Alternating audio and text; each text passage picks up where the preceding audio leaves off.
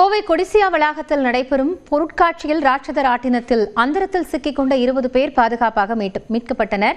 நேற்றிரவு நடந்த இந்த அதிர்ச்சி சம்பவம் குறித்த காட்சிகள் தற்போது வெளியாகி இருக்கிறது. அதனை நேரலையில் பார்க்கலாம். கூடுதல் தகவல்களோடு செய்தியாளர் குருசாமி இணைந்திருக்கிறார். அவரிடம் பேசலாம். குருசாமி, இதுல சிக்கிக்கொண்ட 20 பேரும் பாதுகாப்பாக மீட்கப்பட்டிருந்தார்கள். அந்த காட்சி தற்போது கிடைத்திருக்கிறது. இந்த மீட்பு பணியில் எந்த அளவுக்கு சவால் இருந்தது? காயத்ரி, குடிசியா மைதானத்தில் நடைபெற்றக்கூடிய பொருட்காட்சி ஒண்டர் ஃபால்ஸ் என்ற பெயரில் இந்த கண்காட்சியானது கடந்த டிசம்பர் மாதம் முதலே நடத்தப்பட்டுக் கொண்டிருக்கிறது. ஒரு மாதத்திற்கு மேலாக இந்த கண்காட்சியில் பல்வேறு விதமான ராட்டினங்கள் வைக்கப்பட்டிருக்கின்றன. நேற்று இரவு 10 மணி அளவில் அந்த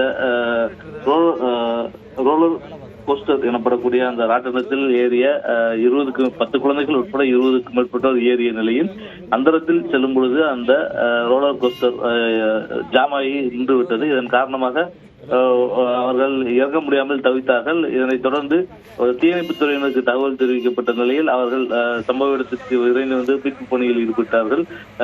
மிக 80 அடி உயரத்தில் இருந்ததன் காரணமாக மீட்பு பணியானது உடனடியாக துவங்க முடியாத நிலையில் அதற்கான சிறப்பு இயந்திரங்கள் வரவழைக்கப்பட்டு பின்னர் அதன் மூலமாக அந்த மீட்பு பணியானது நடைபெற்றது.